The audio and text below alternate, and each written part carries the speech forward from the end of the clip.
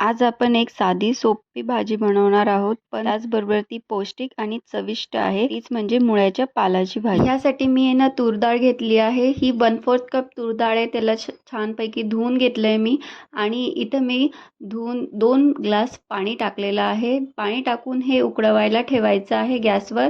Medium flame ठेवायची गॅसची आणि झाकण लावायचं नाही आहे.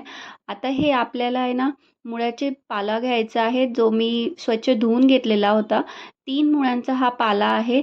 याला मी बारीक कट केले आहे आणि जी डाळ शिजायला ठेवली होती त्यात मी टाकून दिलेलं आणि 2 शिट्टी होईल तिथपर्यंत शिजवून घ्यायचं आहे. आता ते शिजतंय तिथपर्यंत आपण आहे ना चटणी तयार करूया. यासाठी मी आहे ना अर्धा कप शेंगदाणे घेतलेले आहेत, त्यांना छानपैकी भाजून घेतलेलं आहे.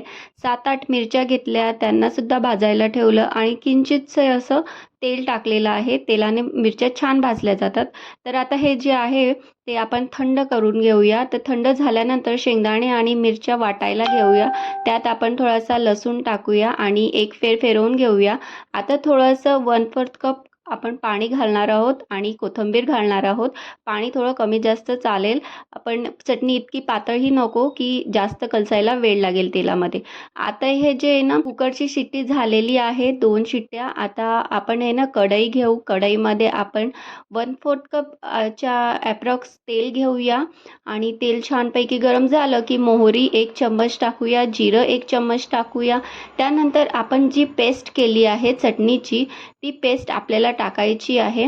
पूर्ण पेस्ट टाकून झाल्यावर त्यात आपल्याला 1 चम्मच हळद घालायची आहे आणि हे छानपैकी मिक्स करून घ्यायचं आहे आणि 3 ते 4 मिनटं हा मसाला ढवळत राहायचा आणि व्यवस्थित असा गोळा होईल आणि खाली चिकटणार नाही इथपर्यंत आपल्याला कलसवायचं आहे.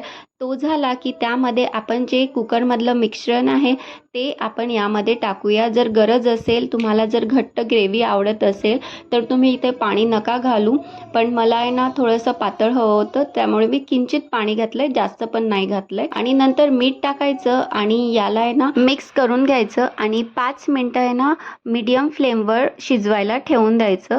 आता 5 मिनटानंतर यावरती तेल यायला सुरुवात होईल. मधून मधून याला थोडंसं ढवळत राहा, जास्त नाही. आता याला छानपैकी तेल आलेलं आहे. भाजी छानपैकी शिजून झालेली आहे आणि याला आहे ना छान हिरवा कलर सुद्धा आलेला आहे. तुम्ही बघू शकता. पोळीसोबत किंवा ज्वारीच्या भाकरीसोबत खाऊ शकतात. तर ही छानपैकी भाजी आहे. थँक्यू.